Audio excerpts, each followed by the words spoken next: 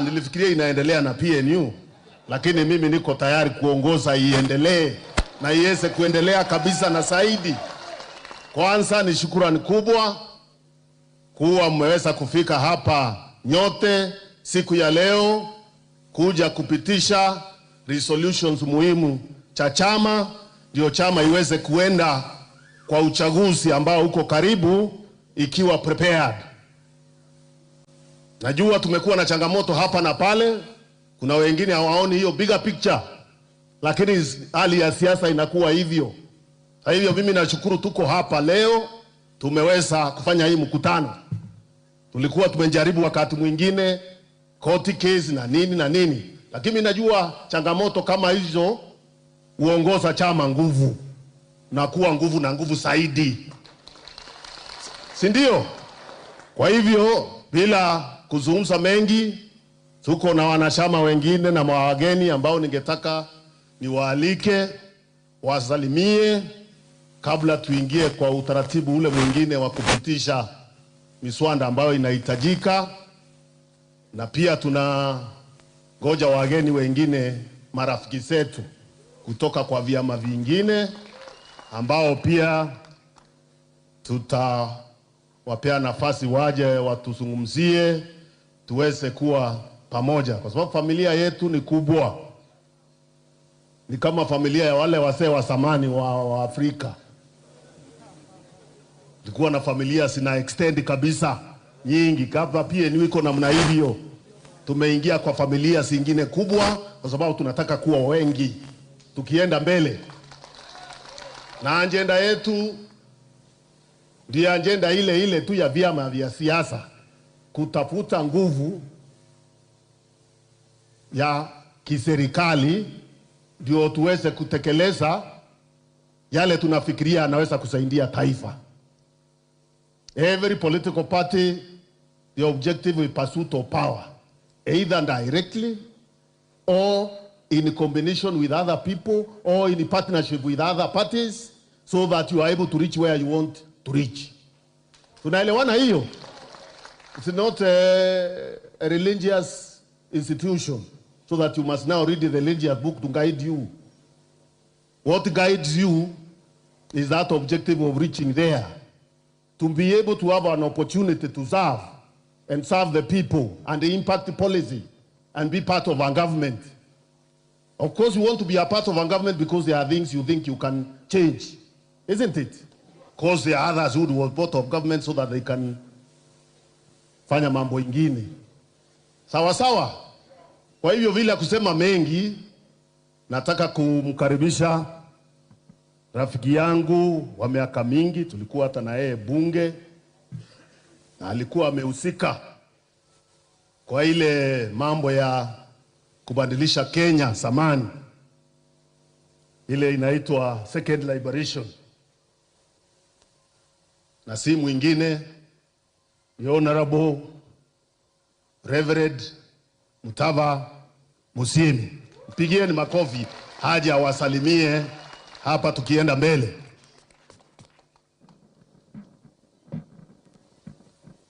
Thank you. Party leader CS Munya, Governor Derito Laikipia, Chairman wetu, na delegates, hamjambo. Mwaka wa 1997 nilikuwa katibu wa Jumuiya ya Makanisa, General Secretary wa NCCK, na kuna mahali tulikutana huko Kilifi tukiongea mambo ya political parties. And I remember a statement I issued in August 1997 as I sit here today, huko Kanamai Kikambala. Tulisema, the health and strength of a nation, of a political democracy, depends very strongly on the health and strength of political parties.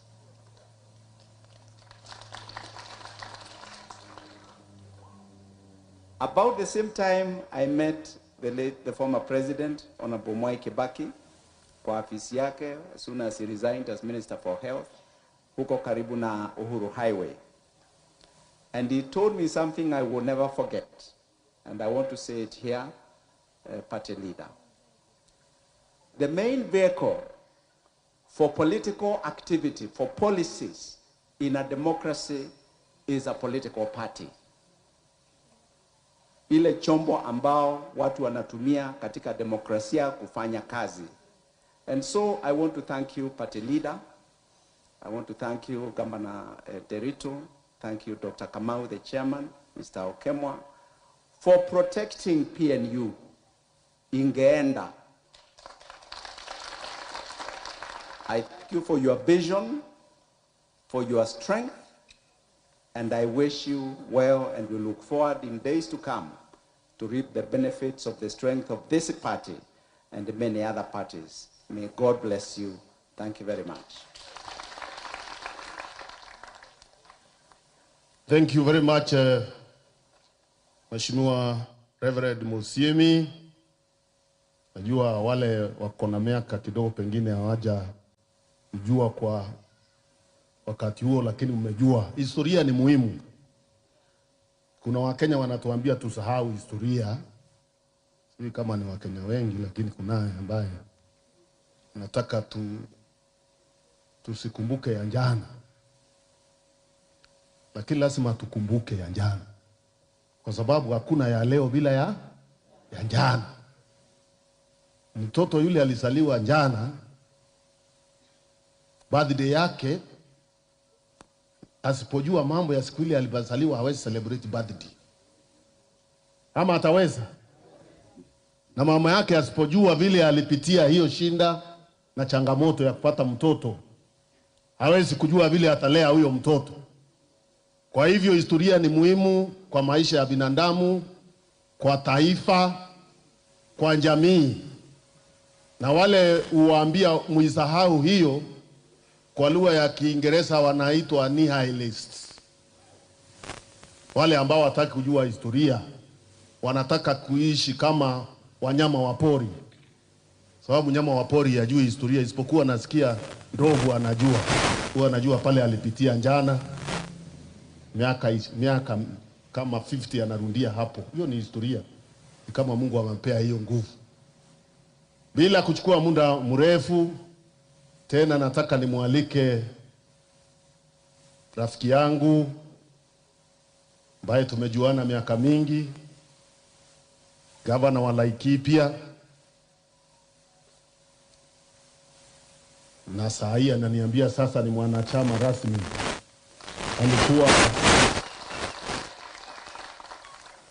Alikuwa ametoka kidogo kwa changamoto zile za siasa iliyopita, akakuwa independent, na ni kunavigate tu siasa na kuona vile atafika. Na kabla nimwalike, mimi pia nataka nichukue nafasi nishukuru, kama vile Musiemi amesema, nishukuru wale wamehusika kuhakikisha chama iko. Wale wamehusika, na haikuwa vita ndogo. Haikuwa vita ndogo. Tulikuwa na makesi 20 kotini, kesi baada ya kesi, na kunao bando hata sasa hawajatulipa pesa yetu ya chama ambayo tulishinda kotini. Sitaki kusema mengi hapo, lakini vizuri watu wajue njane haikuwa rahisi. Ni kama ile njane ya taifa. Kuna wale wachanga hawajui ile kupigania Kenya iwe pale iko, haikuwa kazi rahisi. Kuna watu walipoteza maisha na mambo mengine mengi, hata familia zikadhoofika za wengine. Sasa ukikula hiyo matunda unasahau kuna yule mtu aliangamia ndio ufike hapo. Na huyo mtu na hao watu wanahitaji heshima. Hata heshima tu, pengine hakuna kitu kingine wanahitaji kutoka kwako. Waheshimiwe tu, si ndio? Kama huyu mzee Secretary General wa PNU, Bwana John Okemwa Anunda, mimi nilimpata kwa chama kiwa ameikalia, tukashikana na wengine wengi, siwezi kutaja wote hapa. Wale tuling'ang'ania wakati huo tukahakikisha sasa hatungekuwa hapa leo, ama hatungekuwa, si ndio? Lakini leo haikuwa siku ya blame game ama nini, ni historia tu tuna recognize. Ndio wale wametujoin pia wajue kuna wale walitangulia na wengine wako, tushikane pamoja tuweze kuenda mbele pamoja. Kwa hivyo si ati blame game ama nini ama kupuuza mtu yeyote, hapana. Tuna recognize hiyo jani na tu recognize hiyo, we become better moving forward. Kwa hivyo bila kusema mengi, nataka nimwalike Governor Nderitu Mureithi, makofi, akija kuzungumzia nyinyi tuweze kuenda pamoja.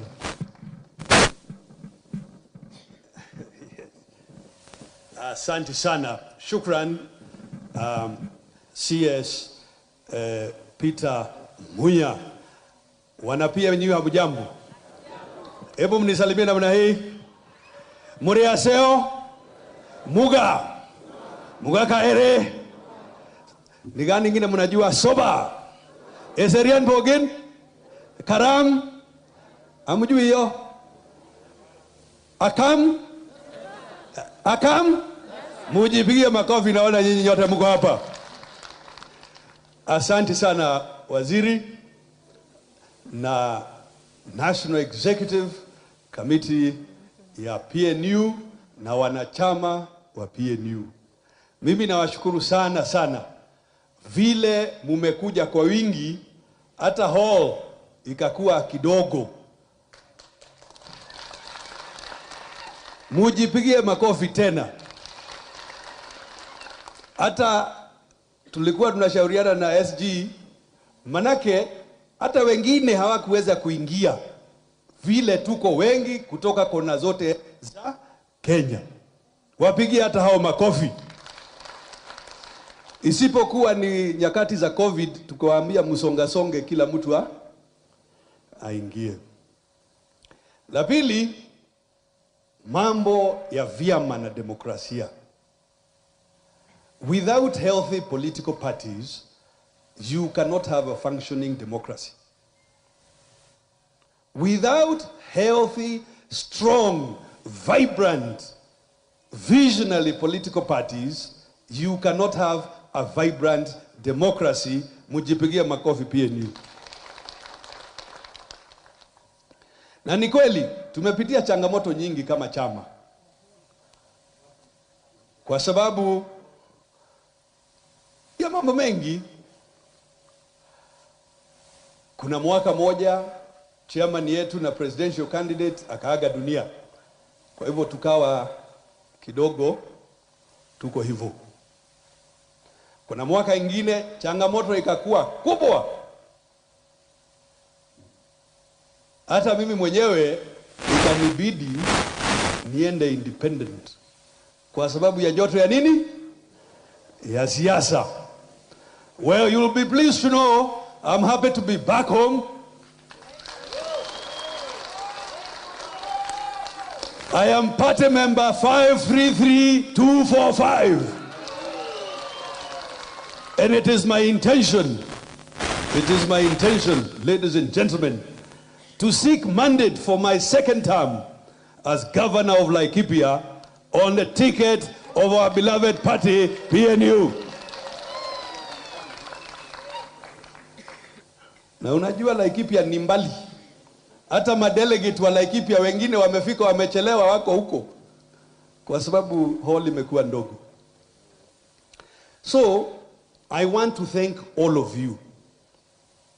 And ladies and gentlemen, make no mistake. The purpose of a political party is to seek political power. Is to seek political power because we have a belief that there is something we will contribute to the improvement of society.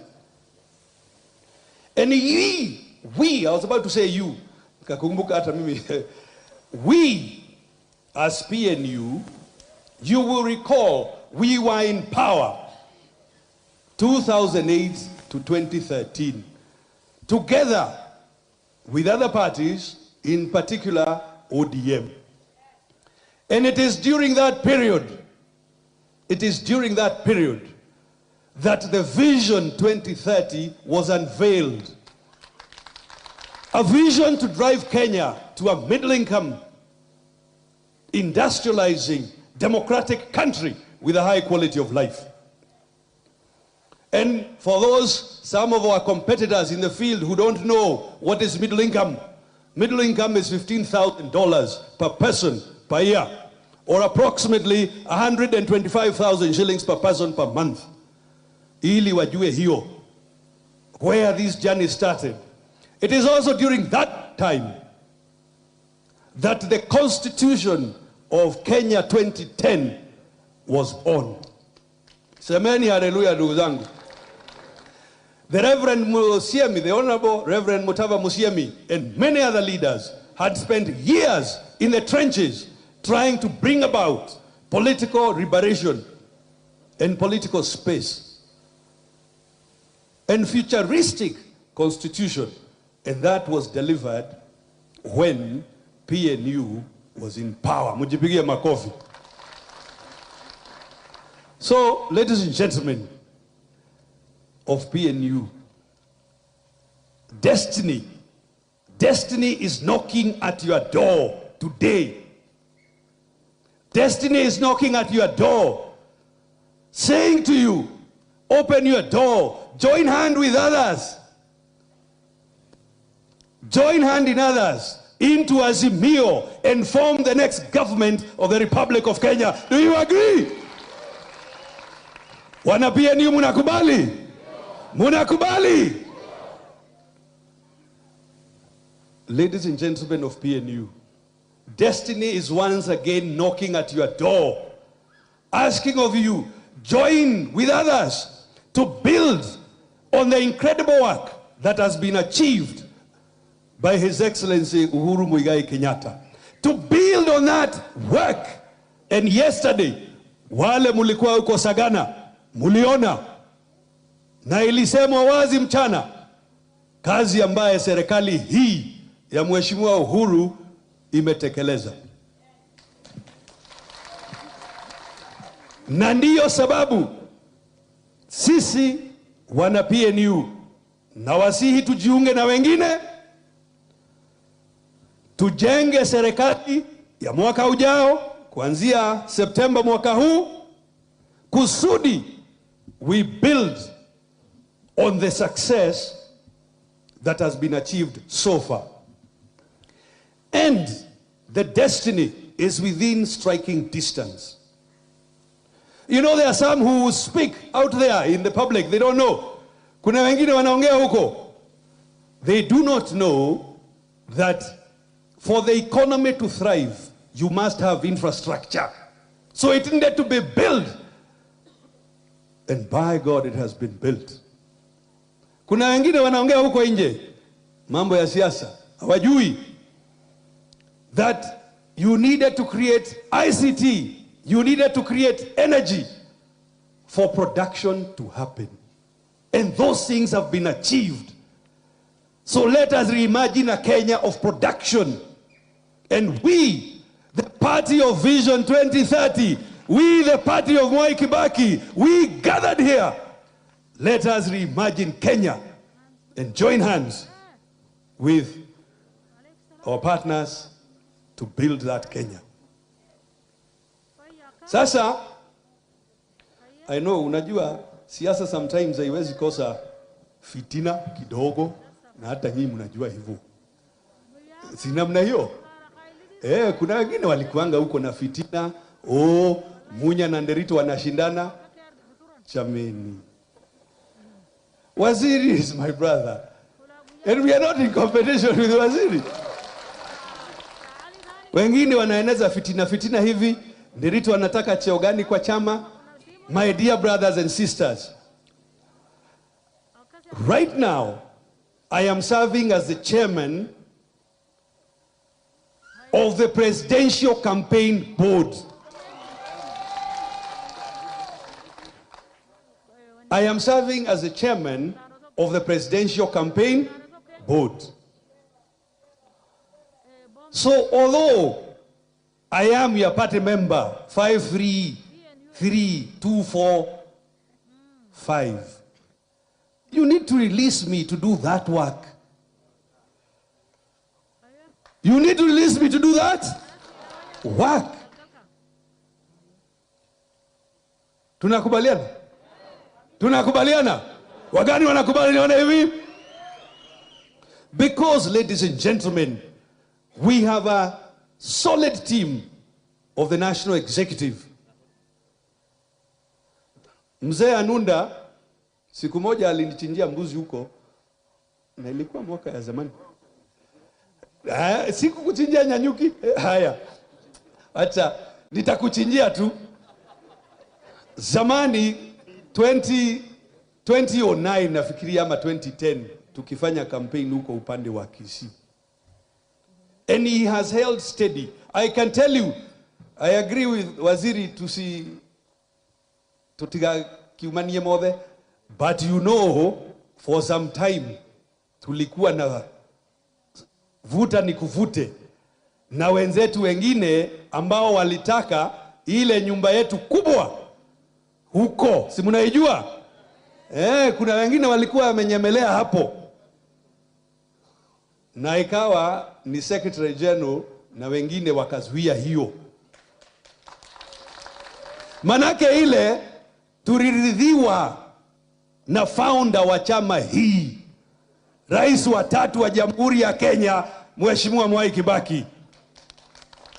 Ndiyo marafiki walichangia, lakini ni asset ya chama.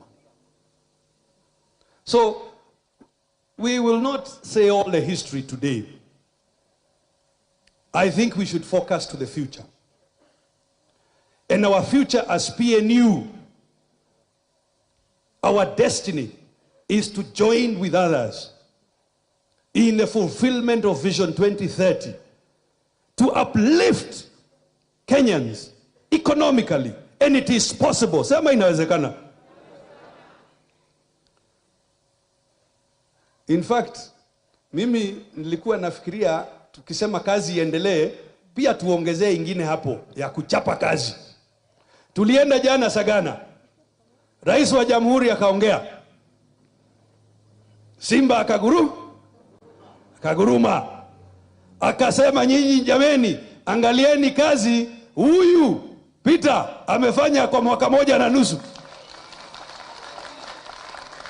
Na akauliza, mnataka achape kazi azichape? Achape kazi azichape? Si aliuliza namna hiyo? Mimi hata ningewasihi mkitukubalia katika hiyo kazi iendelee, pia hapo chini tunaweza ongeza ingine as we go into the future. Chapa PNU. Mtukiugana, sorry, museme kwa nguvu, PNU. Manake our destiny is to be together with others to deliver Vision 2030. Middle income, industrializing, democratic country with a high quality of life. Na tuko na uwezo, tuko na nia, tuko na ujuzi, na tuko na njia. Kwa hivyo mimi nataka nikome hapo, niseme tena shukran kwenyu. Shukran sana kwenyu kwa kujitokeza sub branches nyingi hivyo mpaka ukumbi ukawa mdogo kwa jinsi ya timwezi toshea wote ndani. Kwa hivyo pengine tutapata nafasi nyingine as we go on. Hopefully renovation ya pande ile itakuwa imemalizika, ama twende nje kwa uwanja kwa tent ili kila mtu aweze kuwa. So asanteni sana wana PNU. Na tukirudi kwa sub branch zetu, hebu tuendelee na tuwaeleze wa Kenya bila uoga yoyote. Manake hatuwezi kubali fitina ya kisiasa ijaribu kufunika kazi nzuri ambayo imefanywa na serikali hii ya Uhuru Kenyatta. Kwa hivyo twendeni, let us go to every corner of Kenya and preach the gospel and give our people hope, because it is possible and we will uplift everyone. I thank you very much, ladies and gentlemen. Asanteni sana.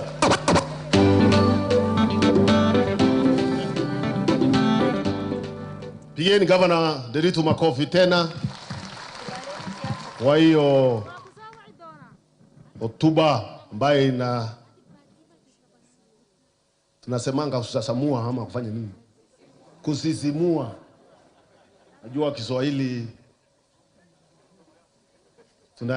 tunakijaribu, lakini kuna wale wanajua zaidi, na mnajua kule wanatoka. Sisi wa mlima, hata kama tulipitia huko Lamu na Mombasa, tukipanda pande hii hatukuweza kuichambua vema, lakini tunajaribu. Kwa hivyo tumpigie makofi tena na mengine. Na unajua wakati wageni watafika bando watu watasema kidogo, lakini sasa tunataka tuweze kutimiza malengo ya kisheria katika katiba yetu, yale tunahitajika tufanye. Kwa hivyo mimi sitasema mengi, lakini kabla tufike hapo, nataka memba mwingine mpya wa chama ambaye wakati tulikuwa tumemuita alitoka kidogo asungumze kwa niaba ya vijana. Hii chama tunataka vijana wajae kwa chama ya PNU. Sisi hatutaki kuweka vijana kando. Tunajua future ya Kenya, hata future ya leo ni nani? Vijana. Kwa hivyo pia wao wapewe nafasi ya kuhusika katika maendeleo na katika uendezaji wa chama.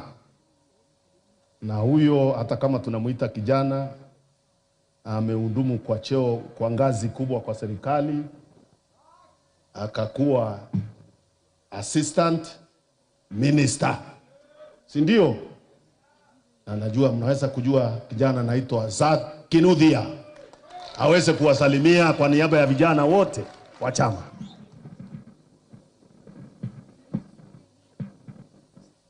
Asante sana Waziri wa Kilimo, Gavana wa Laikipia Nderitu Mureithi, Secretary General John Amunda, Chairman David Kamau, National Executive Committee and Council Mheshimiwa Mutaba Musimi, mgeni wetu leo, na wana PNU. Na kwa sababu sasa mimi nina nguvu nyingi sana, ninataka mnisaidie nisikie nguvu hiyo ikirudi kwangu kwa kuweka sauti. Hebu tufanye hivi kofia. PNU tu. Unajua kitu moja muhimu sana ya chama ya PNU. Na sisi tumekuja hapa juzi. Na tumekuja kwa PNU tukijua pia sisi tuko na roho na mwili na mali kwa chama zile zingine. Lakini tukaamua PNU kwa sababu zile zimetajwa na waziri party leader, zimetajwa na gavana wa Laikipia, na zimetajwa na watu wale wengine. Lakini kwa vijana wale wote ambao wanatafuta viti, kutoka viti za MCA isipokuwa kiti ya president, hebu muulize swali moja. Chama hizi zingine zinaitisha vijana 1250 kusimama kiti ya bunge. Inaitisha vijana 1500 kusimama kiti ya gavana na seneta. Na MCAs wanaitishwa 1100. 1100 vijana mtatoa wapi? Mtatoa wapi? Ama iko? Chama ya PNU imetangaza kupitia Secretary General ya kwamba vijana wale wote wanatafuta viti. Ukitafuta kiti ya gavana na PNU unalipa 50,000. Ukitaka kiti ya seneta ama unataka kiti ya kusimamia wamama unalipa 25,000.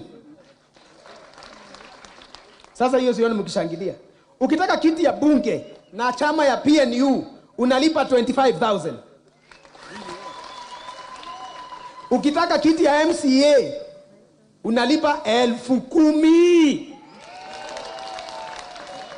Sasa hapa ndio kazi tutachapa ama ni huko kwingine?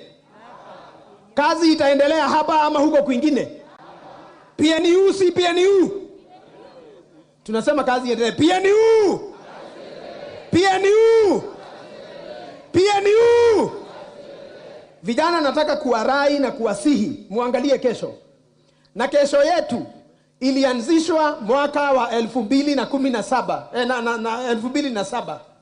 Rais Kibaki aliyestaafu alisimama akaanza kuunda misingi ya nchi yetu tukufu la Kenya kwa kutengeneza katiba mpya ambayo imeleta affirmative action.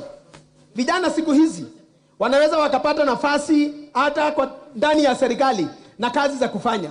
Kwa hivyo mimi nikisimama hapa kama kijana, ninasimama hapa nikiwa na furaha kubwa, hata kama nimeresign juzi nikajiuzulu kiti cha assistant minister. Niende kwa bunge nisimamie wananchi wa Kigumo constituency, Murang'a County. Na mimi niko na niaba, na wacha niwaeleze, niko na niaba bunge inayokuja ya 13. Bunge ambayo sisi kama PNU tutakuwa tunaunga azimio. Mimi kule ndani hatapata amani kama hatafanya kazi. Magavana watakaochaguliwa hawatapata nafasi ya kupata amani kama hawatafanyia wananchi kazi, kwa sababu hapa PNU ni kazi ifanywe nini? Pahali kazi haijakuwa ikifanywa, tuseme kazi ichapwe. Pahali kazi imefanywa, iendelee. Mwai Kibaki alipoachia chama hii Rais Uhuru Kenyatta, kazi imeendelezwa. Na mlijisikia jana pate leader wetu Peter Munya. Rais aliuliza, nikimaliza, kazi ya majani chai, kazi ya kahawa, kazi ya maua, kazi ya maziwa, kazi ya kilimo imefanywa ama haijafanywa? Imefanywa haijafanywa? Rais akauliza, kazi hii iendelee na Munya ama isiendelee? Sasa Waziri Munya ako hapa. Tukauliza, aendelee asiendelee? Aendelee asiendelee? Raila Amolo Odinga ambaye ndiye msimamizi wa Azimio kama rais, anatafuta yule atakayekuwa makamu wake, na makamu wake atatoka mlimani. Kule kwa mlima mkiangalia na macho, mkiangalia kazi, mkiangalia mtu yule anaweza endelea na hii maneno, na mkiangalia ni nani anaweza endelea na kazi ya Kenyatta. Munya si Munya, Munya si Munya. Na mimi niwaulize, hapa kuna mchezo ama hakuna mchezo? Hebu toa kofia nione hivi bila kuongea. Nione kwa kofia. Nione kwa kofia. Hapa tuko na chairman ambaye anaongoza raisi kampeni zake, ambaye ni gavana wa Laikipia. Mimi niwaulize, chairman wa bodi ya Azimio, hii kiti tutapata hatutapata? Derito ako ama hayuko? Yupo hayupo? Kwa hivyo na wewe sasa kiongozi wetu wa chama ya PNU umetumwa na hawa wananchi, na wamekutuma leo jua likiwa juu likiwaka. Wale watu wengine wanajaribu kuingia hapo na chama zingine wakitaka kiti ya deputy president, tuambie kimepatikana. Tuambie kimefanya nini? Kimepatikana, sivyo? Kimepatikana hakijapatikana? Simameni tumpatie. Simameni tumpatie hiyo kitu. Simameni tumpatie hiyo kitu. Tusimame tafadhali delegate. Tufanye hivi kwa kofia. Chukua.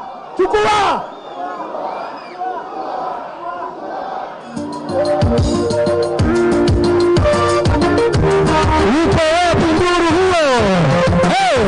Tupeleke mikono pale. Tupeleke. Chama cha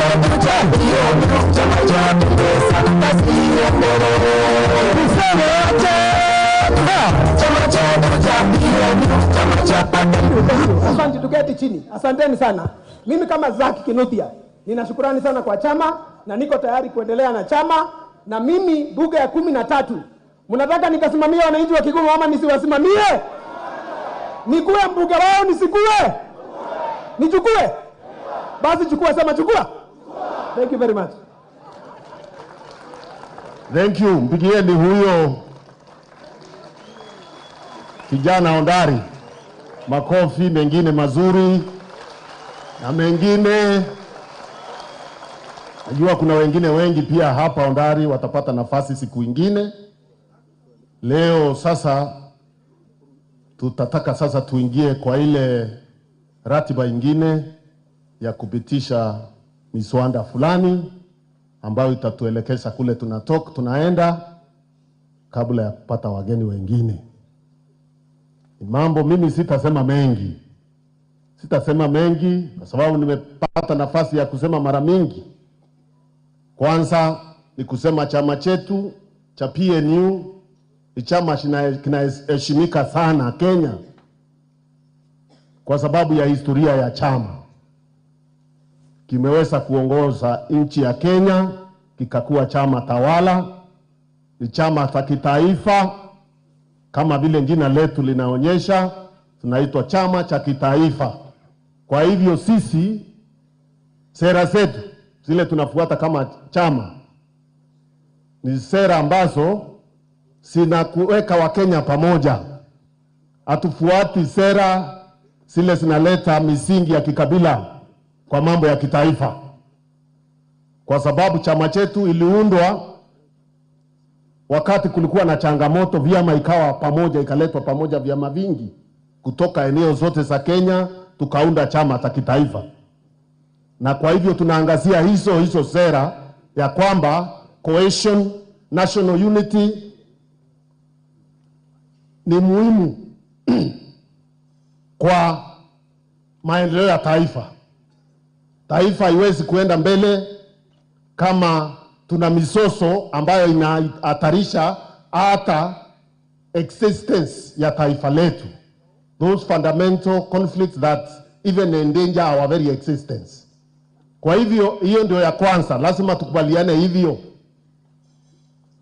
Lakini tunafuata pia katiba ya Kenya na lengo la kuleta Wakenya pamoja. Na hakuna njia nyingine ya kuleta Wakenya pamoja tusipokuwa na usawa. Wale wako nje ya uchumi, those who are excluded in the economy, the poor people, the vulnerable people, tutafute njia ya kuhakikisha pia wameboreshwa, wamesaidiwa kuenda juu, making sure that we are an inclusive society.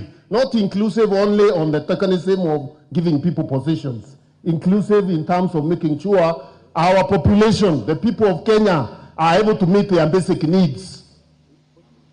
Everybody has shelter. Everybody can feed themselves. And everybody can be able to take their children to school. Opportunities are there for everyone. That is what we stand for. As a party, that's what we stood for even before we joined the party ourselves. Although I'm a founder member, you know, people don't know. I'm a member of Parliament for Tigania East through PNU, my second term. It is only my first term where I was in another party called Safina, because the internal party democracy could not allow me. Nikashinda nominations, lakini nikatupwa nje, nikatafuta nyumba ingine, nikaingia bunge. Lakini wakati chama ilitengenezwa, wale wajui, nilikuwa hapo. Tuliunda pamoja, tukaingia PNU. I know kunao kusema mambo mingi, lakini tulikuwa hapo. Then baadaye tukaingia mambo ingine tena kwa sababu ya siasa hii, lakini tukarudi sasa tuko hapa PNU. Now hiyo vision ya kubadilisha Kenya ndio uchumi upanuke, vijana wapate kazi, wale wako vulnerable tuwe na resources ya kutosha ya kusaidia vulnerable people, to provide opportunity for everyone. That cannot happen if we don't work together as a nation. That is why our key leaders, the President of the Republic of Kenya, Uhuru Kenyatta, and the preeminent opposition leader, Raila Amolo Odinga, wameshikana pamoja kutupeleka huko. Kwa hivyo, because we believe in that vision of making Kenya a cohesive society, so that the fault lines that keep dividing us are dealt with, so that the issues that make some Kenyans unhappy and dissatisfied, so that the issues of youth getting opportunity to also participate in our economy are dealt with. Since we believe in that, the only thing we can do is to make sure that anything in front of us that prevents us from going there, tunaitoa. Si ndio? Ama namna gani? Wangapi wanasema tutasaidiana kusaidia viongozi wetu, President Uhuru Kenyatta na Raila Amolo Odinga, kupeleka Kenya mbele, tutoe visingiti vile viko mbele hapo. Tumekubaliana hivyo? Sasa yule anauliza kwa nini tuko huko, anauliza nini?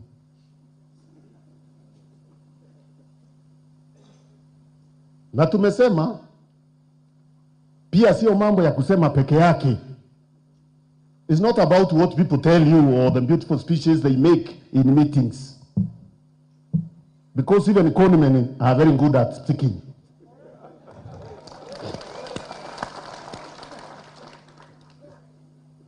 Isn't it?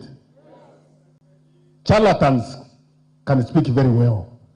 Otherwise, how else do they cheat you? They perfect speech, body language, looking believable.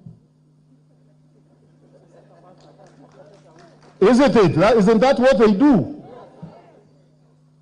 So that they can be able to cheat you, take your money, or do something else to you before you realize. That is what we are saying we will not allow, because history is teaching us. We must look at the character of and the history of that person before we decide to give him a political position. Kuongoza nchi. Historia yako itatuambia ukweli wako zaidi ya mdomo yako. Kama umehusika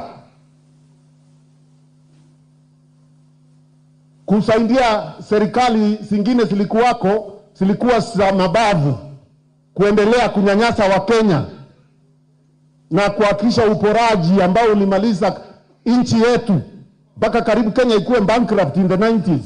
Umehusika huko, then utuambie, na kutoka siku hiyo umekuwa unaenda njia hiyo tu throughout.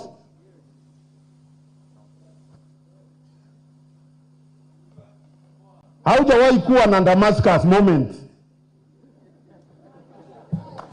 Haujawahi kuwa na Damascus moment ndio tujue kwani ulifika hapa ukabadilika. Haujawahi.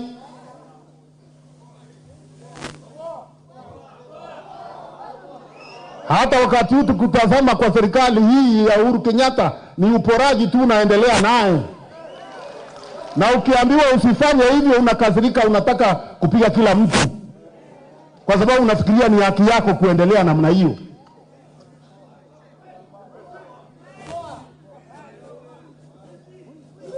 Tunaweza kweli kuamini tukupatie nyadhifa za uongozi ya juu kabisa, na tumesoma vile unafanya hata sasa? Tunaweza? Hiyo inawezekana? Hiyo haiwezekani. Kwa hivyo sisi tunasema, sisi democratic forces in the country that want a better Kenya for us, that want to bring unity, that want to build a future for all of us and for our children and our children's children, we will rally behind President Uhuru Kenyatta and Raila Amolo Odinga kwa hii movement inaitwa Azimio la nini? La umoja. Na mimi sitakuwa mbali. Kwa nini nikuwe mbali? Niko hapo karibu. Si ndio? Umeniombea niwe karibu, niko hapo karibu. Kwa majaliwa ya Mwenyezi Mungu tukiendelea huko, maombi yenu inaweza itimika, si ndio? Lakini tuko hapo, si mambo ya positions, ni mambo ya kuhakikisha hii ndoto tumetimiza. Sawa sawa? Kwa hivyo hata hiyo ni sawa, kwani shinda iko wapi? Kwa nini zikuwe sawa? Inaweza kuwa sawa. Kwa hivyo siku ya leo tuko na resolutions muhimu kadhaa. Ya kwanza nataka bwana chairman aeleze kidogo, alafu ataita wakili atufafanue kidogo, alafu tupitishe.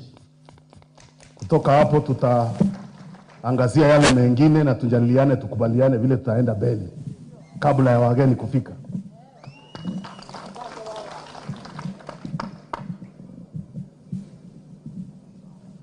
Thank you very much, Waziri.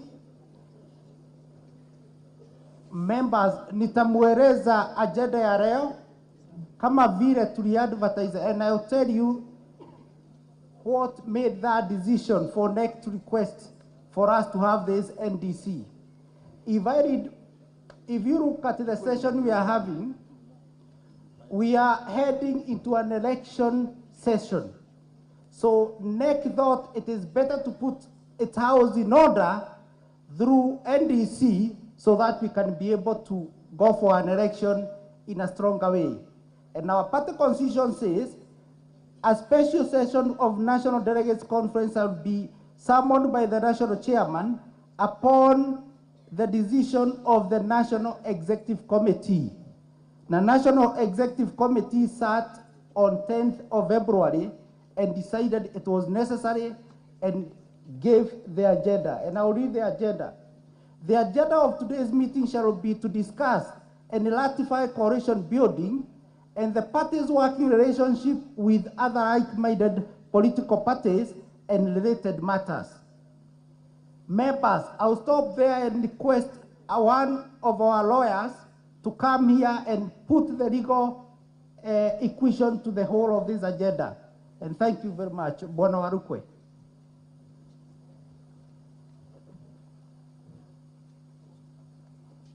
Haya. PNU? Kazi endelee. The chairman amesoma resolution na notice iliyopitishwa na NEC. And in that regard, lazima resolution ikuwe ratified hapa na NDC kwa sababu Article 6 ya party constitution inasema that this is the supreme organ of the party. So with regard to the notice that was put out, resolution nataka kusoma, alafu mutasema kama mmekubali ama mmekataa. Sawa sawa? 1. Pursuant to the resolution of NEC passed at its meeting held on 10th February 2022, the NDC resolves as follows. A, that PNU party shall enter into a working coalition relationship with Jubilee Party and other like-minded political parties. And 2, that PNU joins the Azimio coalition movement for purposes of the 2022 general elections.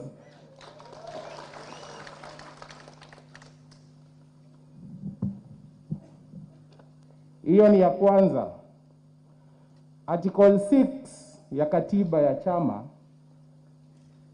ambayo inasema that this is the supreme organ of the party does not inhibit in any way this organ from amending its agenda. So kuna proposal ya kuamend agenda ya leo kwa sababu among other things tunaenda elections in August na hatuna National Elections Board ya chama. Kumaanisha hakuna body itafanya elections za PNU msipopitisha majina. Tunaelewana? Tunaelewana? So resolution proposal number 2 is that pursuant to Article 7A of, as read together with Article 6B of the party constitution, NDC amends the agenda of this meeting to appoint the following persons as members of the National Elections Board. Number 1, Edward Geshau Karaoke as the chairperson. 2, Dr. Faith Ngugi. 3, Dr. Lucy Muli. 4, Wycliffe Bishanga. 5, Nice Naelientei. 6, Beatrice Cherono. And sitting held on 26th January 2022, form the rules and regulations of the party. Hizo ndio resolutions za chama. Sasa ni kutuambia kama mmekubali ama mmekataa. And I put it to the floor. Those resolutions proposed, wangapi wamekubali? Wangapi wamekataa? The ayes have it. Resolution imepita. PNU, kazi endelee. Thank you. Karibu chair.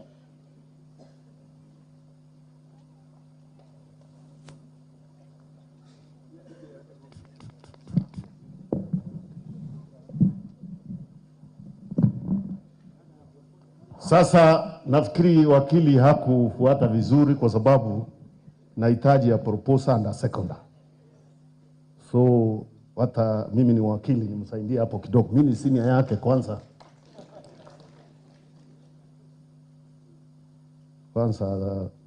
Sitaki kusema mengi. Nimesaa wengi mimi. Na naweza kuwa mmoja wa hao nimesaa, senior counsel. Na ndiye anajua, ametusaidia sana kwa hii kesi na makesi mengi. Is a very competent lawyer. Sometimes usahau kidogo. Kwa hivyo tunataka proposal and a seconder kwa hiyo resolution. Yule ambaye anajua ni member wa chama, delegate, na ako na namba yake ya chama. Ukisema jina lako, unasema namba yako ya chama, inakuwa recorded kwa minutes. Hii mambo inapita. Ana kuna jamaa hapa anaitwa Asemi.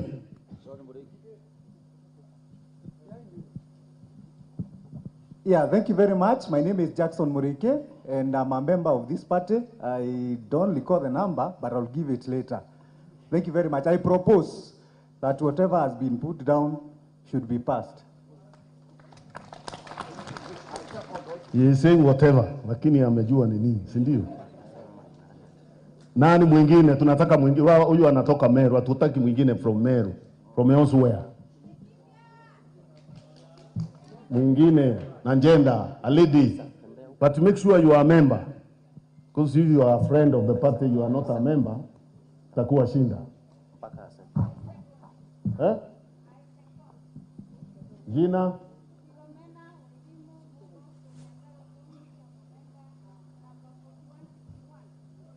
Philomena Wanjiro Wairimu Mugo.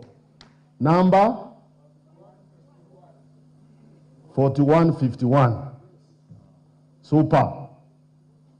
Pengine tuongeze wengine wawili ndio tukienda kucheck register tuwe sure. Sawa sawa? Sheria itaki wengi hivyo, lakini Tieno from Kisumu yuko hapo, hata na wakili alikuwa hata kwa elections board.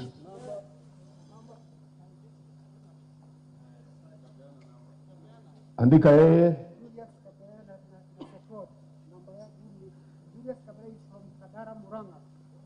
Julius Kaberere kutoka Kandara Muranga. Na nasimama na kiti ya Kandara MP. Membership number 3205. Asante na sekodi. Nashukuru sana. Nafikiri kutoka kwa hawa hatutakosa wawili ambao wako full member. They have made sure and the SG will be ratified. In any case, this resolution is entire delegates meeting. Na tunataka tuone kwa mikono wale wamekubali hiyo resolution ipite. Na nikieleza kwa lugha ile ya chini kidogo ya Kiswahili, hiyo resolution inasema sisi tuwe na agreement ya kufanya kazi na chama cha Jubilee. Siwe kama ndivyo ulieleza hivyo. Yes, sisi tunafanya na chama cha Jubilee because tumekuwa tukifanya na hiyo chama kutoka zamani, si ndio? Na kutoka hapo tunapeana idhini. Hope hiyo iko clear. Kama iko clear tuandike Hii kama iko clear kwa resolution. Tunapeana idhini kwa party leader ya PNU, wa Jubilee, kunegotiate kwa niaba yetu kule kwa Azimio. Kwa niaba yetu. Hiyo iko kwa resolution. Party leader wa Jubilee ambaye ni sahi ni president of the Republic of Kenya, kwa sababu yeye ndio kiongozi wa the bigger family ya Jubilee ambayo PNU is part of. Tumempa idhini ya kuzungumza kwa niaba yetu katika negotiations zile zitafanyika kwa ile chama ya muungano wa vyama inaitwa Azimio. I hope it is very clear, so that watu watiende waseme mambo ingine. Kuna movement na kuna chama. Kwa hivyo Azimio la umoja ni muungano wa vyama. It is a coalition party and it is made up of membership of parties. So yule anatusimamia huko ni party leader wa Jubilee. Sawa sawa? I hope that is clear in the resolution. Kama haiko tuandike ingine, if there is something missing tuongeze hapo, tupite hapo.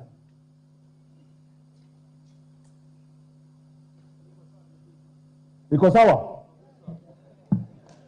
Hile jambo lingine niliona mulipitisha. Mulisema bwana Governor Nderitu aendelee kufanya kazi kule yako. Kwa hiyo board ya Azimio, si ndio? Mumesema hivyo? Wangapi wanasema aendelee kufanya huko? Mimi nashukuru hiyo. Kuna resolution nyingine muhimu tunataka tufatishe sahihi.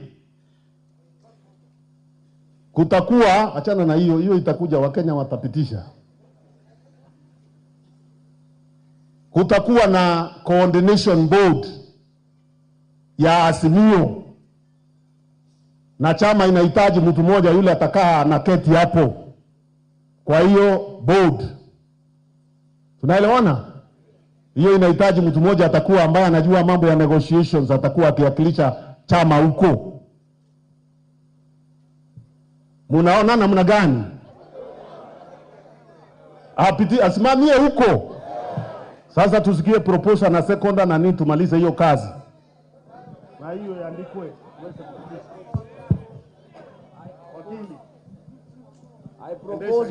I propose Mheshimiwa wetu Peter Munya.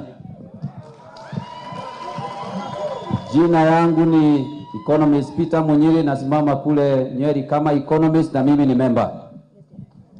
Hakuna haja ya kupeleka mic pale pengine. Kwa majina anaitwa Professor Elizabeth Pantoren kutoka Marsabit County.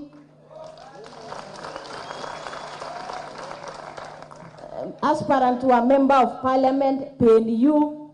I propose Peter Munya. I second. Ujaongea vizuri. I second Peter Munya akuwe coordinator akirepresent PNU katika Azimio. Mimi nikiwa deputy governor wa Isiolo na new member ya PNU nafatilisha kupropose Peter Munya aende huko.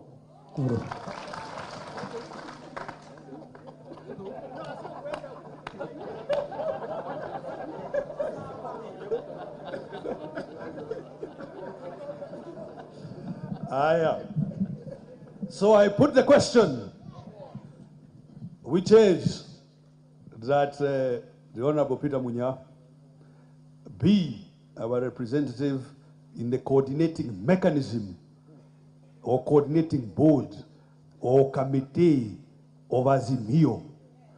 Will as many of that opinion say aye? Aye. Will those of a contrary opinion say nay?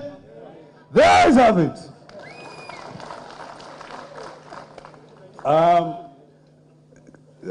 I think we are coming very close to finishing the internal.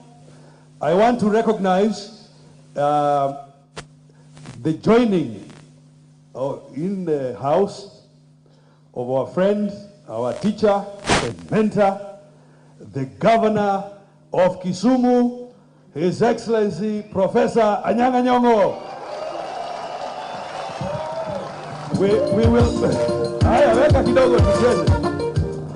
Endelea tu. We will give him once he catches his breath, I'm sure he'll address us. Endelea. Chama chetu cha PNU, chama chetu pesa, basi endelee.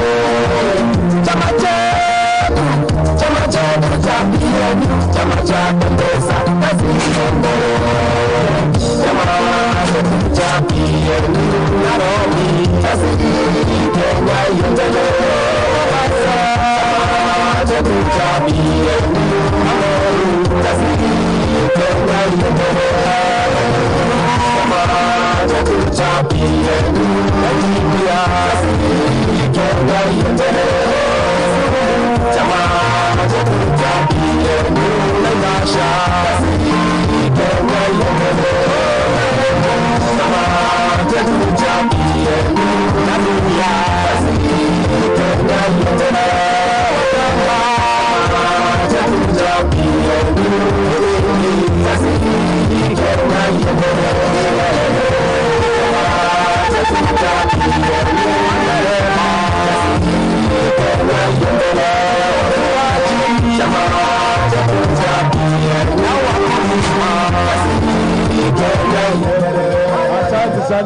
Asante sana DJ. Asante sana. Pia, I want to recognize the presence of the Honorable George Omari Nyamweya. Pigieni makofi. Na hata yeye tutampa dakika 2 atusalimie. Now, in fact, maybe I will go in that direction. The Honorable George Omari Nyamweya, as you know, also Mheshimiwa Kagwema is with us. The Honorable George Omari Nyamweya needs no introduction. He was a nominated member of parliament. Kwa kifupi tu tafadhali, George Omari Nyamweya, karibu. Asante sana Mheshimiwa Governor, na nafurahi sana kuwa hapa leo kuzungumza na nasi wanachama wa PNU. PNU is the Party of National Unity. Na sababu nasimama mbele yenu ni kwa sababu tuliunga PNU kwa sababu gani? It was a coalition of parties. Coalition of parties. Na Kenya tangu koloni has always been governed by coalitions. Mukifikiria KANU was Kenya African National Union, was a coalition of parties. KADU was Kenya African Democratic Union, a coalition of parties. Other than ile nafasi kidogo ilikuwa kwa historia yetu, when we had one party state, the rest of Kenya has always been governed by coalitions. So tulipounda PNU, tulikuwa tuwasema tuunganishe nchi. Let us share our government. That is what we are all been saying. So wakati tukisema sasa sisi tuko na azimio la umoja, we are saying let us continue sharing the management of Kenya together. Wale wengine wanataka kurudi kwa one party state. Ile wanasema from 6 piece. 1, 2, 3, 4, 5, 6.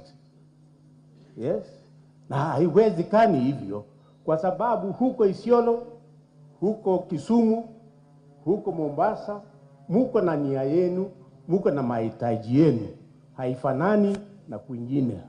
Ndio tuwasema tukishaamua tunachagua kiongozi wa taifa. head of state, symbol of national unity.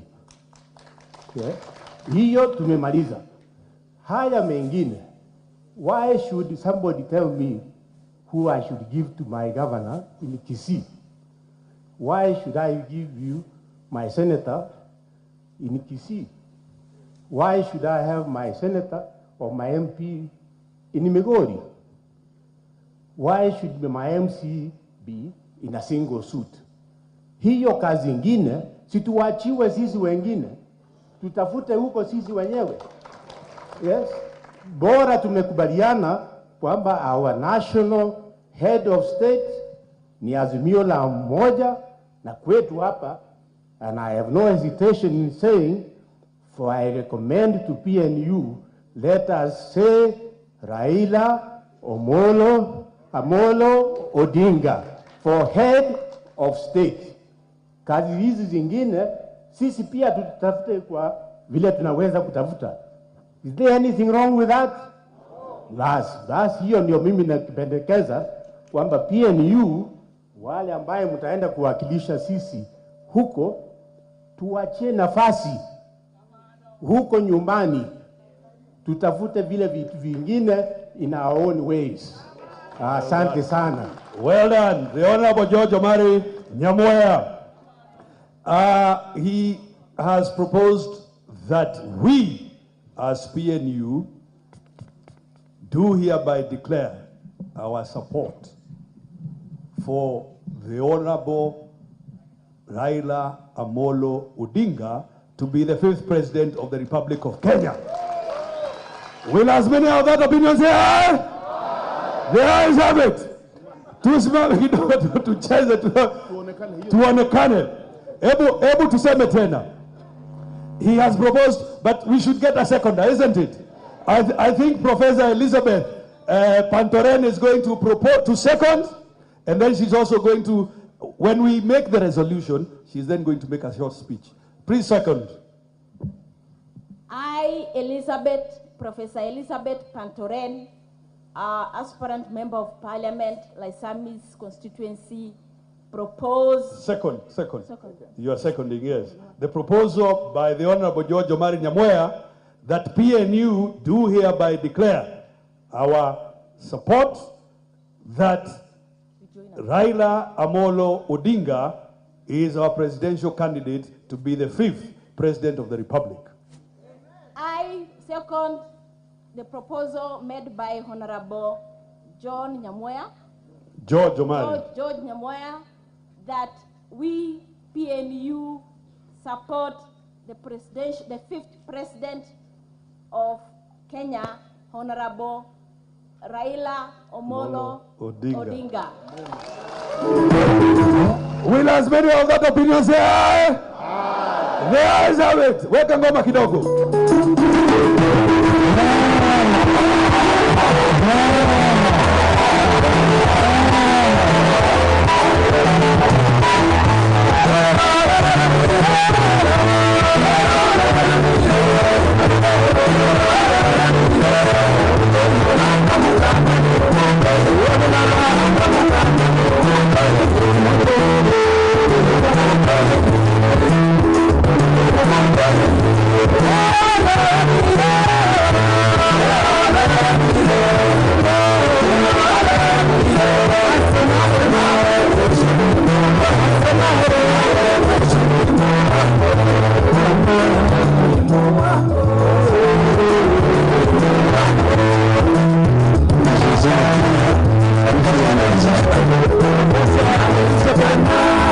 Professor Elizabeth, 2 minutes. Asante sana. PNU hoi! Kazi iendelee. PNU kazi iendelee. Kwa niaba ya watu ya Marsabit, Northern Kenya, the minority groups of Kenya, ambaye mimi naakilisha, tunasema kwamba siku ya leo tumekuja kuungana na party yetu PNU kuhakikisha kwamba resolutions yetu imepita vile tumesema. sema kama delegates. Kwa hivyo sisi tunasema kwamba tunataka kuhakikisha tuko kwa party ambaye inaangalia welfare ya wananchi. PNU kutoka mwanzo inaangalia basic needs ya community. Na sisi kutoka Northern Kenya bado chairman ama party leader, bado sisi hatuna maji, bado sisi tunapigana, bado sisi hatuna chakula. Sasa tuko na kiangazi kubwa. Kwa hivyo heri tuwe kwa party ambayo inaazimia kuangalia basic needs ya community. Ya pili, tunaungana na PNU, tuko kwa PNU ndani. Ya tatu, tunaenda pamoja na PNU tuungane na Jubilee, tuingie Azimio, tuhakikishe kwamba Raila ameingia president of Kenya. The browser you're using is allowing Raila amepigania haki yetu mwaka nenda mwaka rudi. Na tumehakikisha kwamba watu ya Northern tangu waanze mpaka leo sisi hatujamuacha. Kweli ama uongo? Na tutaenda na yeye akue the 5th president. Kwa hivyo tuko pamoja kwa hali na mali na maendeleo na maombi. Mungu awabariki. Asante sana Profesa. Hakuna haja, najua tunaendelea vizuri? Tunaendelea vizuri? Asanteni sana. Sasa hapa tuko na mzee ambaye ameweka chama pamoja kwa miaka mingi, ambaye ni secretary general wa chama, mzee John Anunda. In the national executive. Alikuja kule pia kupokea baba, nafikiri but also ako jiani hapo. Pia tuko na Bwana Kamau ambaye ni chairman na maofficial wale wengine. Pia tuko na Bwana Nderitu Mureithi, gavana wa Laikipia. Sinamjua sana, anafanyia kazi huko kwa Azimio. Wale wageni wengine mashuhuri nitampa nafasi baba mwenyewe awa introduce hapa. Kwa hivyo bila kuchukua muda mwingi, nataka tusimame zote kwa ishara ya kuonyesha tuko na baba. Wangapi wanasema baba tosha? Wangapi wanasema baba tosha? Wangapi wanasema baba tosha? Karibu baba, mkamsema na wimbo ya chama. Ile wimbo ya chama.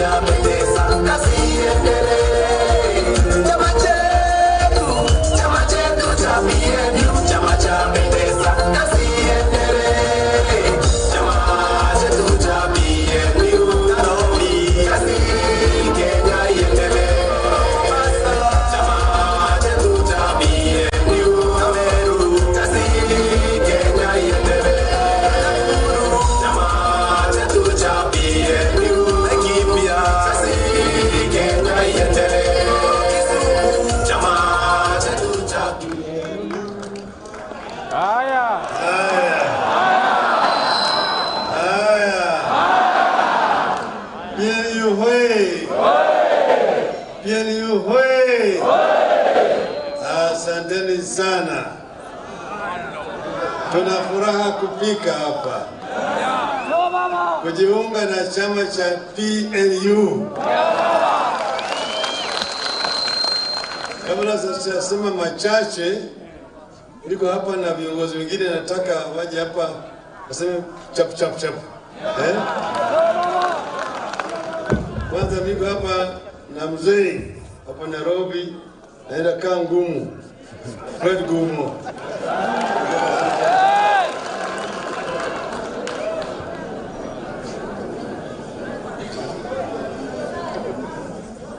Nafikiri nyinyi wote mnanijua. Sisi tumefurahi sana. Na mnajua sisi na PNU tumekuwa kitu moja tangu zamani. Haona namna gani?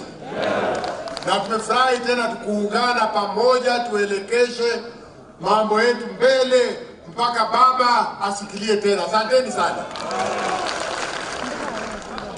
Wengine tuko hapa na profesa kutoka huko upande ya UK, United Kisumu. Haya, mimi nimekuja kutoka Kisumu Europe, kama sivyo? Nimekuja mapema kama Yohana Batiso kuhakikisha kwamba njia ya baba ni sawa sawa. Sawa sawa. Nilipokati hapa leo niliona ya kwamba watu wa PNU wako katika azimio la umoja. Sawa sawa. Azimio. Yote yawezekana nyinyi. Azimio. Azimio. Lazima tuendeni mbele hivyo hivyo ili Wakenya wote wawe pamoja. Kwa sababu wahenga wanasema ya kwamba umoja ni nini? Utengano ni nini? Hatutaki udhaifu. Tukae pamoja kama Wakenya, kuhakikisha ya kwamba Uhuru Muigai Kenyatta kama president leo, kesho tutakuwa na Raila Amolo Odinga. Azimio. Asanteni sana. Baba, baba, baba, Haya. Mwingine anatoka huko pande ya Mlima Kenya mashariki huko. Mpuru Aburi.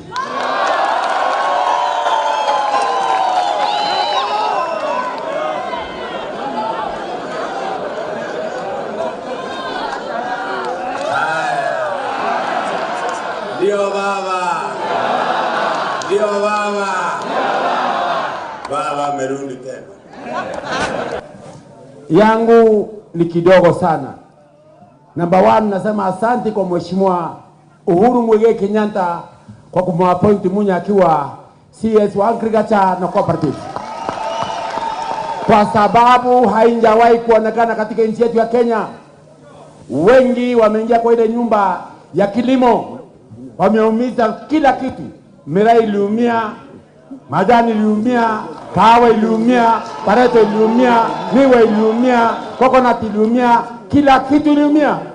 Wakati Munya ameingia kwa kipindi ya mwaka moja na nusu, watu wa nchi yetu ya Kenya, watu wa mayanchai pesa mfukoni, watu wa kahawa pesa mfukoni, watu wa mchele pesa mfukoni, watu wa uchura pesa mfukoni, watu wa samaki pesa mfukoni, watu wa nati pesa mfukoni. Na ndivyo sitapigia Uhuru Muigai Kenyatta makofi. Mpigeni makofi. Nikimalizia yangu ni kidogo sana kwa sababu sio siku yangu. Chama yangu inaitwa no. Kumbe mnajua. Mzee sikiza hiyo ndio sio tumepotea. Katika hapo mwera bwana. Ayue hii chama. Haya, kwanza mnajua chama yangu inaitwa no. Inaitwa no. Chama yetu mzee, chama yangu imeungana na Bwana Peter Munya ambaye kuna tofauti ya PNU na NOPEU. NOPEU ni National Ordinary People Empowerment Union, na alama yake ni ngazi ya kupandisha mwananchi kawaida kutoka chini kwenda mpaka juu. Eti ya kwamba hii ni chama ya kuondoa wakoloni wa Afrika ngozi nyeusi, wale ambao wanafaa kuongezwa kakoto kwa tumbo na maji wasisikie njaa tena. Waizi ambaye tutaka kuondoa kupitia Mheshimiwa Uhuru Kenyatta wakiwa na Bwana Peter Munya na ambaye mtaraji wetu rais mpendwa Raila Amolo. Na kwa hivyo yangu ni kidogo ni kusema kwamba mwaka wa 2013 mpaka 2017 ile jamaa wetu na ambaye Munya anasema na ambaye hakuwa anajua kuna mama mboga na bonda na wilibaru. Na unajua mzee mwaka 1998 hii ni history. Lazima tuseme sababu nilikuwa kwa ukombozi wa kupigania second liberation. Niko na baba yangu hapa nyuma yangu hapa ambaye ni ndugu yangu mkubwa. Ya kwamba mimi niliumizwa vya kutosha mpaka akanipatia ticket ya Ford Kenya mwaka 1992 nikawa kansela wa Mikidori nikiumizwa. Eti ya kwamba Nyayo mwenyewe alikuja kule kwetu Tharaka. Alipokuja Tharaka akatekeleza kitu inaitwa mmonyoko wa udongo, soil erosion. akatupatia wheelbarrow na mkokoteni ya kuvuta ile mmonyoko udongo. Wakati ule ukapita, Kibaki alipochukua akaleta kompyuta, Uhuru alipochukua akaleta kompyuta, elimu ya bure, kila kitu ya bure.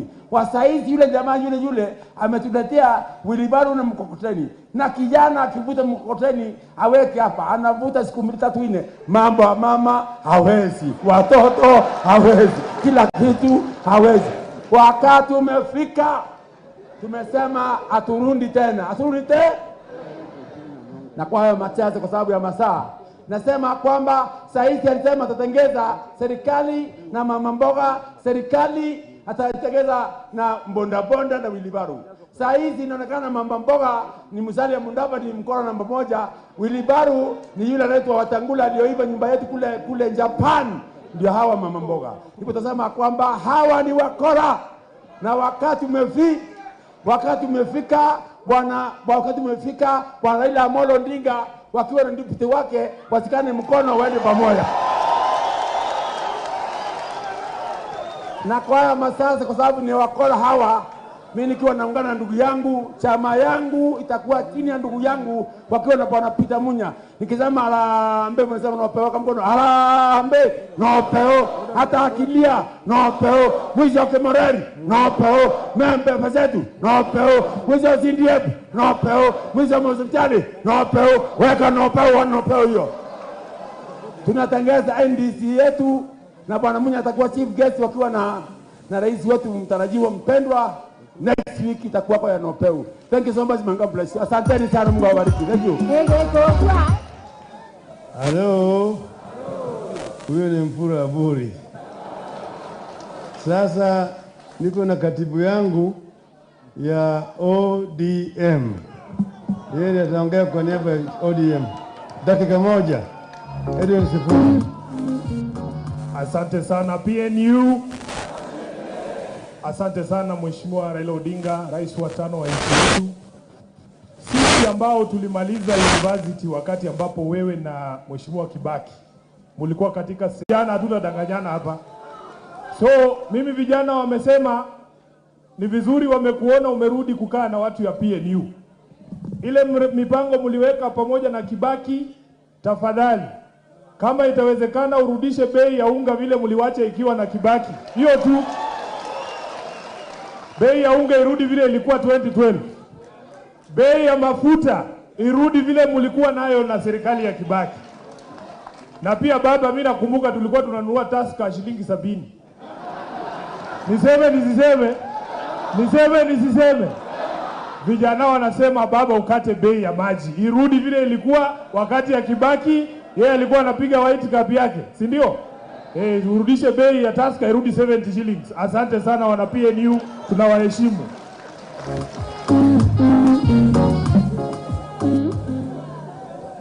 Sasa niko hapa na mama wawili hapa, Charity Kaluki Ngilu.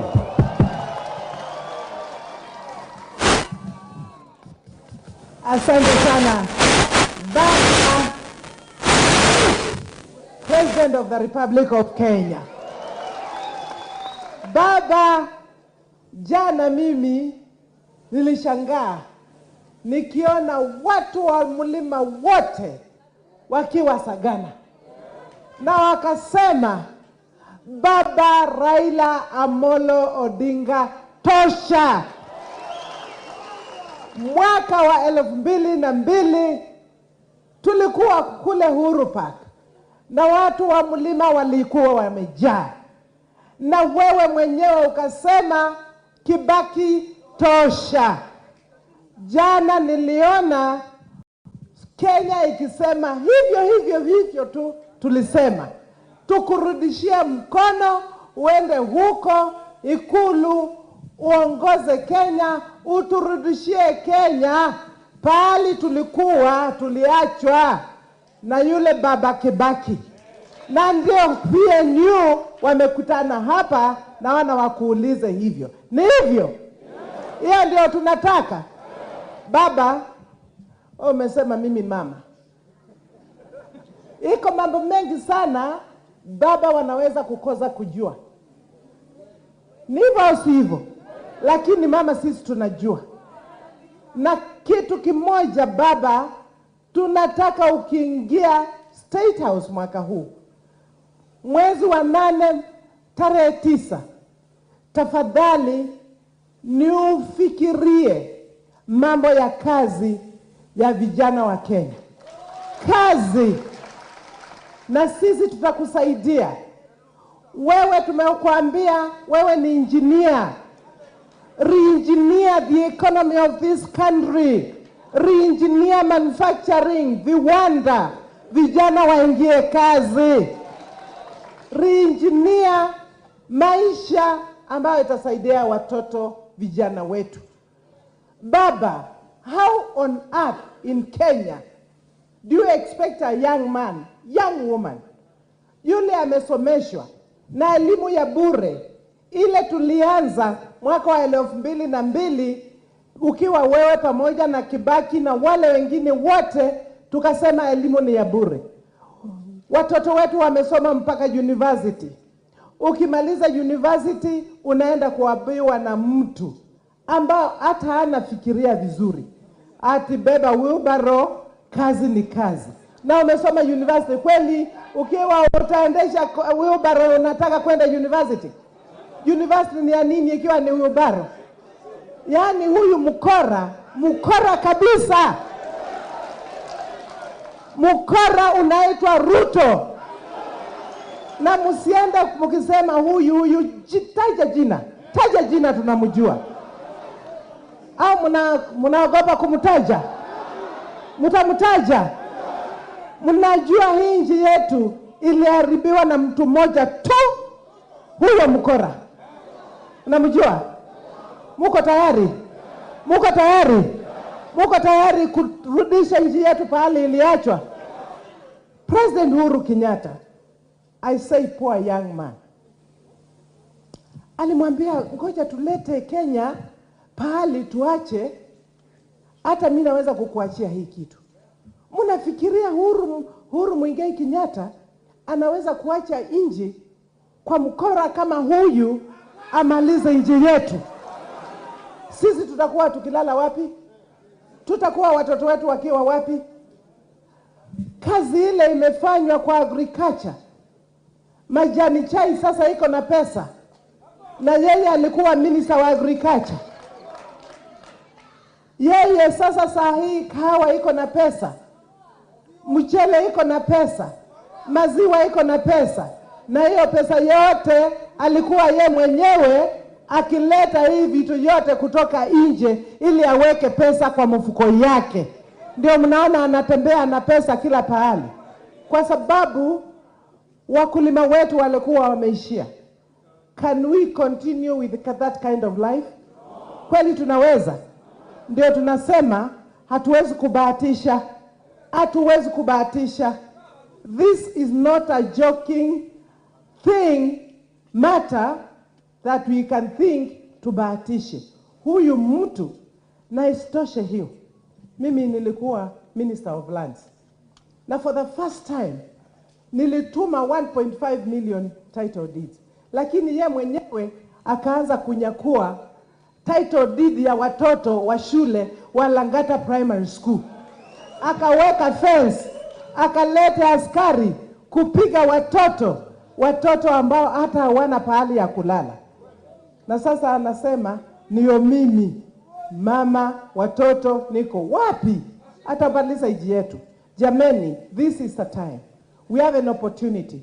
We have a chance. We can do it. Inawezekana na tutaifanya. Muko tayari? Muko tayari? Mukitoka hapa na msiongee kama mnaangalia nyuma ni nani ananisikia. Hapana, ongea kabisa. Tarehe 9 tuko tayari. Baba utakuwa State House, lakini angalia mambo ya jobs, angalia mambo ya kulima, angalia mambo ya kila mtu ambaye anataka kufanya biashara yake.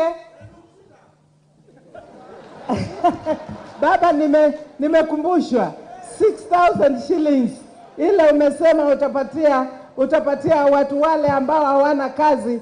6,000 shillings ianze kuingia mwezi wa 9 kwa sababu wewe utakuwa rais wa Kenya. Hiyo ni mmekubali? Utu jumpstart, jumpstart. Na mimi rais wa 5 nakwambia vile naweza kusaidia. Kitu hii tumeanza viwanda ya kutengeneza nguo, kutengeneza viatu. Hiyo nitasaidiana na huyu chairman wetu wa board, kwa sababu yeye anajua mambo ya kutengeneza vitu. Tuache kuleta vitu kutoka China. Na ya mwisho, na nilikutana na contractor moja alisema hata kazi zile dogo zimeanza hapa Kenya kupatiwa Chinese. Tafadhali contractors wetu wapewe kazi. Contractors wetu wapewe kazi na wapewe skills na equipment so that we can build our nation. Otherwise, congratulations PNU, Mheshimiwa Munya, well done kwa kuweka hii chama chetu kupeleka mbele Kenya. Na sasa pia mimi huko tulikuwa hapa wiki iliyopita na tukasema Baba Raila Amolo Odinga tosha. Na nyinyi mnasema pia. Nionyeshe mkono nijue vile tunaenda pamoja kila mtu. Asante sana. Mkinipatia nafasi sasa nimuite mheshimiwa yule atakuwa the 5th President of the Republic of Kenya, Mheshimiwa Raila Amolo Odinga. Simameni sisi sote. Okay, asante sana.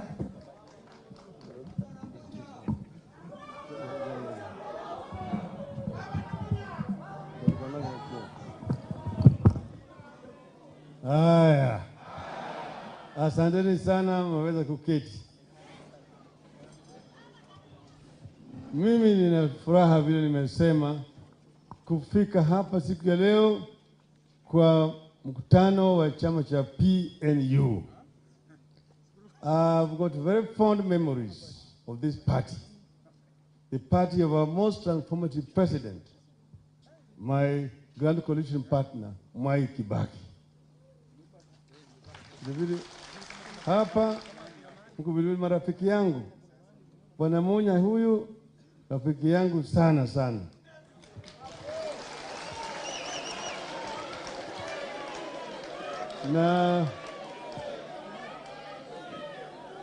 Na yule ambaye sasa amekuja ngambo hii nyingine kwangu, Nderitu Mureithi huyu ndio the chairman ya Raila Odinga Presidential Campaign Secretariat.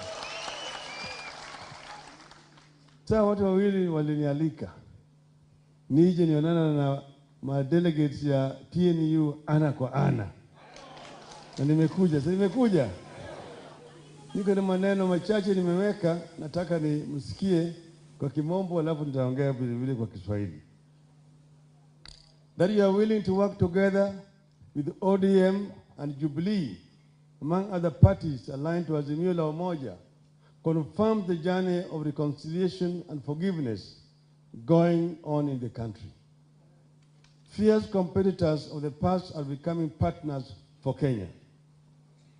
I urge this party to continue the legacy of service, transformation, and humility that Mwai Kibaki brought to this nation and helped to transform the country. Today, Kenya, like many nations, faces numerous challenges. Our economy is not strong enough to care for our people. Our youth are out of jobs. Our elderly are not adequately taken care of in retirement. Our agriculture is unable to feed our people and earn us adequate foreign exchange. Our education and learning institutions are experiencing serious challenges. We have a lot to do in areas like manufacturing, infrastructure, healthcare, and information technology to create wealth and employment. Virtually all Kenyans are caught in a feeling that however hard they try, they just can't make ends meet. There can be no denying that the country needs massive efforts to protect and promote the small-scale businesses from their unfair competition, particularly from foreigners. These challenges can be overcome. We have overcome them before. we can overcome them today. The country is ripe for the third and final liberation.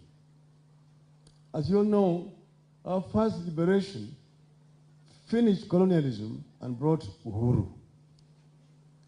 And as you also know, the former leader, Munya Kibaki, was in that independence struggle. The second liberation brought us a new and progressive constitution. Munya Kibaki was in that too.